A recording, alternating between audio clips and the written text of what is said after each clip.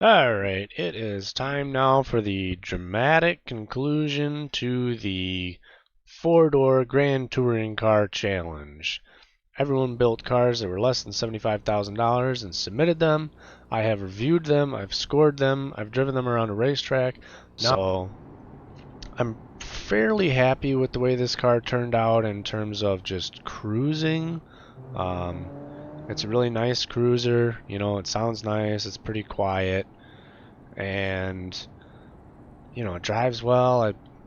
I like it. I like the way it looks, and again, not scoring looks, but I like it. And then if I jump on it here, tons of acceleration, tons of acceleration. I mean, it's not, a hypercar, but it is very fast. But as you can see, not a Ferrari. This thing could definitely use some more tire. I did have some issues with this on the racetrack. It doesn't hang on the big sweepers. I mean, for a little bit of spirited driving though, especially for a big heavy car, it's oh god. It does pretty well for its sheer mass. This is not a lightweight car.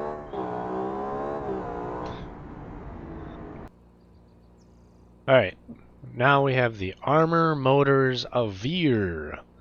So this car, way under on noise, hit the prestige, hit the comfort, hit the safety, way under on budget. Miles per gallon is 21.4. Weight distribution is a little off. This car uses iron block, iron heads. It's very heavy in the nose. So it's a 56.9 front weight distribution. Quarter mile on 12.43, top speed of 203.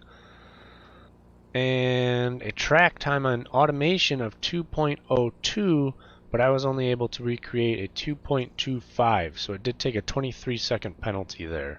And a lot of that is going to come down to the weight, making it just a little bit difficult to drive. You may also notice that this car does not have, things like stability control, traction control, but whatever. Cost-cutting measures, fine. So, as we're driving this car, it's a nice looking car. It's well appointed and everything. I like the thorough job he did with all the fixtures and everything. It's not a bad cruising car. Super quiet. I mean, noise value was like a 29, so very, very, very quiet. As you can see, it is turbocharged. Not a lot of PSI, but a lot of air. Basically, think like a big low-pressure turbo. Just flowing a lot of CFM. But it works well. Super drivable. Let me.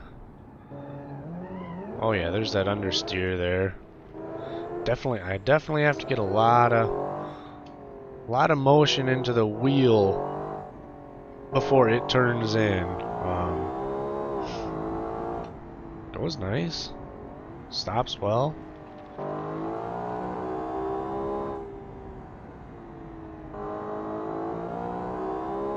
Can't complain about this so far. Pretty decent cruising car.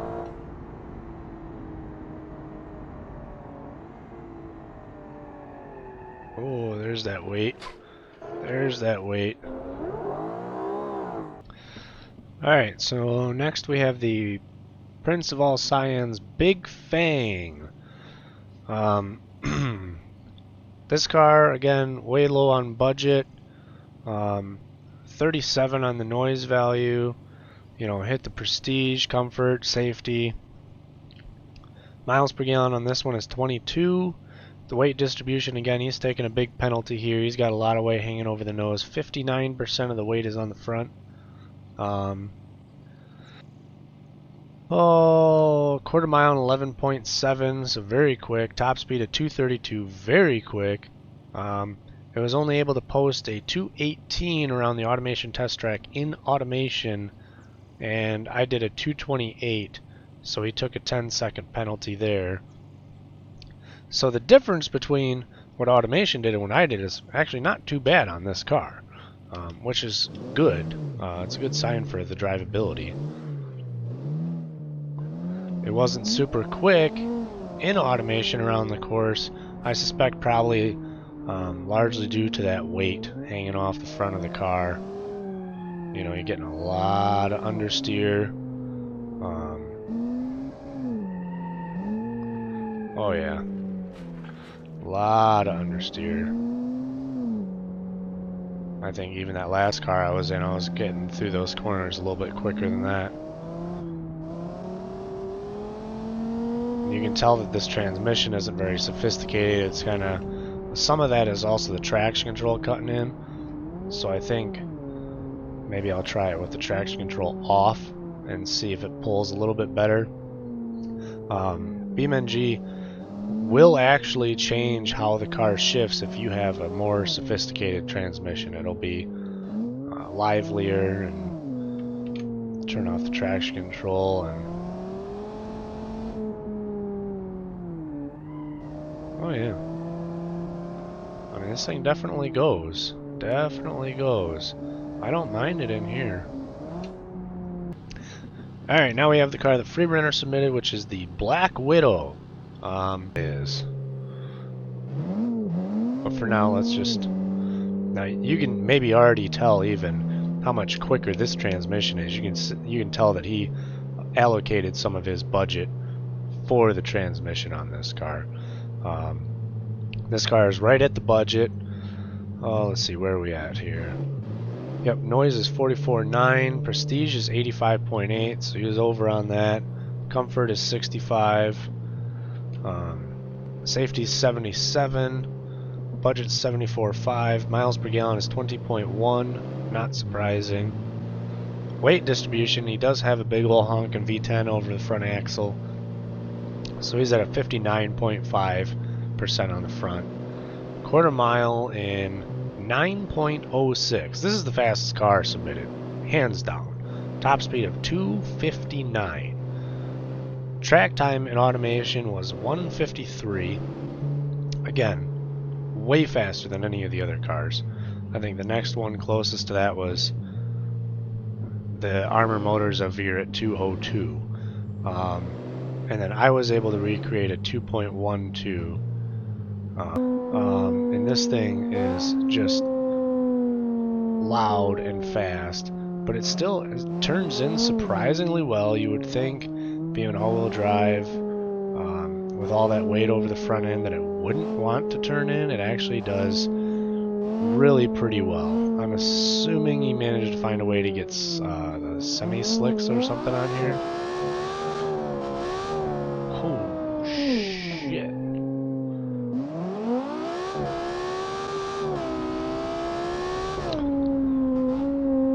As you can see, yeah, she's a little nuts. Alright, so this car is the G10. It was something that my brother helped my dad build, based loosely on my dad's IRL car, the G6. This one is the G10 because it's got a V10 and a bunch of horsepower and all-wheel drive. So noise, hit the goal, prestige is way up at 96. Comfort hit the goal, safety hit the goal, budget 74,841. Miles per gallon 20.5, weight distribution, that big V10 in this little car, 60% of the weight is on the front axle of the car.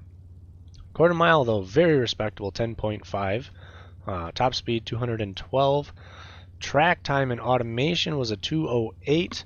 The track time I managed in automation was a 2.29 because this car doesn't have any downforce.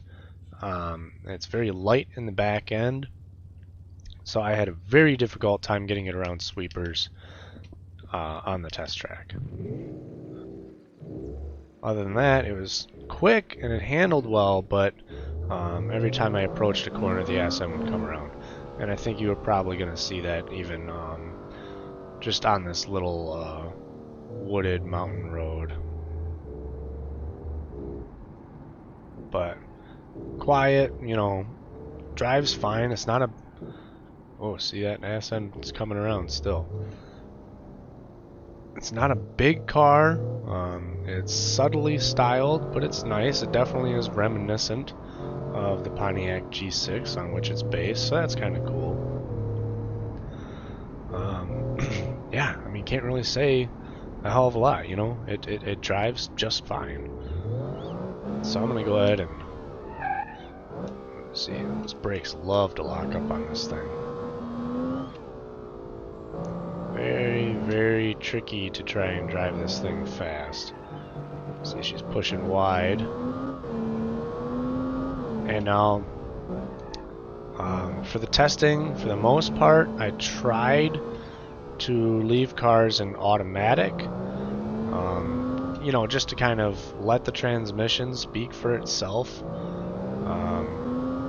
Unless it just created such a problem that it, you know, was seriously hurting the car's time, then I would put it into like the semi-automatic mode and shift it that way. And I also generally left the stability control on as well. So there's the G6, and let's move on. Alright, here we have the Camel Factor Red Gazelle. Let's see here, where are we at? Noise was 42, prestige was 80, comfort 63, safety 75. So at or a little above pretty much all the goals. Budget was way under, miles per gallon was 20, weight distribution 58% on the front, quarter mile is 12.66, top speed 222, track time and automation was 221. I managed a 228, so definitely picked up some score there because this car was, you know, fairly easy to get at least close to the automation track time. Unfortunately, I was a little bit disappointed by like 3 or 4 cars that were submitted that were severely under budget because it doesn't benefit them and it just hurts the cars overall.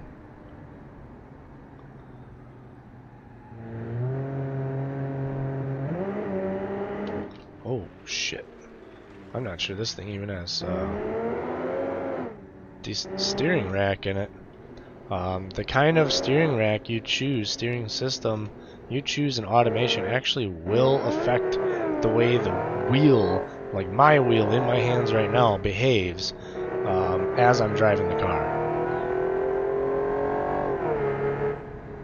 Sounds nice. I'm not sure. I don't know if this is a V12. Sounds like it.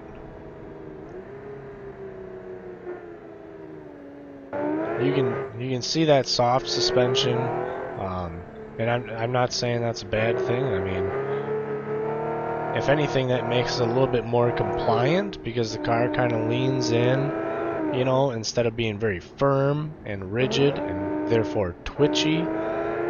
So that could explain why this car was able to get within 7 seconds, or I should say what I was able to get within 7 seconds of the automation track time. Alright, so this car was submitted by UCB Gaming, and apparently he doesn't read too well because the car was over budget by $100,000. It was like 1.5 times the budget. I didn't actually look at the car because he didn't name it, so I didn't know whose it was until, you know, like a week ago. So then I went into automation today to like wrap up all the points and stuff and realized he was over budget. So I'm going to review the car. It's not going to win. It is what it is. He built it, he spent some time on it, so I'll at least drive it and include it in the video. This one is actually took a route that I had considered doing. I I built a test car with a twin turbo V6. I think, no, this isn't turbo, this is NA. I tried doing the twin turbo V6 route, sort of like Alfa Romeo Giulia. Oh, Jesus Christ. Traction control on though. This car is a handful. I had a fuck of a time getting this thing around the track. It has to rev a little bit to get the power, and of course that sputtering you hear is not me dicking with the throttle. That's traction control. Traction control is kind of, sometimes it's nice in BeamNG and sometimes it isn't. This is one of those cars that it does not work. Alright, so now we have the Owens, what the fuck is it called? The Dark Schneider, I thought it was. Yeah, that's what it is. Oh, let's see here. Noise on this one was 41.7, and this is one of few V8 entries. I did not see a lot of those. Lots of V10s. Prestige 75, Comfort 65, Safety 75, way under budget, another one of those. Miles per gallon is 20.3, and he does have a 60% weight distribution on the front. Quarter mile is 12.66, which is pretty decent. Top speed 198. Track time and automation, he managed a 2.23, and I drove this car to a 2.31, so an 8-second difference. Actually pretty good as far as that goes. And I think you'll probably see why. And I like that this car. It's kind of funky. It's kind of different. It's just nice to see a different take on something, you know. I like the styling. And this car turns in pretty easily. The steering wheel isn't all goofy. Oh boy, it does wash out though. The initial turn-in is decent, and then I don't know if it's just under-tired in the back or just overweight, but it does start to wash out. Sounds nice though. You know, as you can see that soft suspension, which again, I mean, you're pretty much going to have if you want to get that comfort score, which is why I included that. Let's turn off the traction control and see what it does. And finally, we have our last car. This is the car submitted by Tsunami Dry, and I kind of like the styling of this car. It's nice and subtle. It's not too in your face. It gets the job done. Noise on this car is 43, Prestige 75, Comfort 67, Safety 76, Budget 74,244. The miles per gallon is 24, which is quite good. Actually the best in the competition. Weight distribution was 52.9 on the front, also the best in the competition. Quarter mile is 12.19, which is very respectable. Top speed 194, which honestly is probably gearing more than anything. The automation track time on this car was 2.09, and the track time that I was able to produce was a 2.26. This car has some interesting driving characteristics in that it turns in very, very well. Definitely has the best turn-in. I don't want to say the best turn-in of any of the cars here, but it's definitely right up there. Very nimble, very easy to drive, but that does make it a little twitchy on the track, and so it was difficult to put up a really good time. This car is definitely... See, I wasn't even stomping on it there. I was just giving it a little bit of throttle, and it wants to come around. And yeah, I did shut off the traction control. Oh, man. See, now I'm just screwing around, but... Very quick car. Sounds nice. Looks good. But yeah, just, you know, a little bit difficult to drive at the limit. This is definitely an enthusiast car, you know, something that's rewarding, fun, you know, communicative, and of course,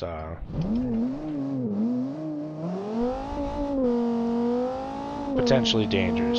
This is your souped up Mustang right here.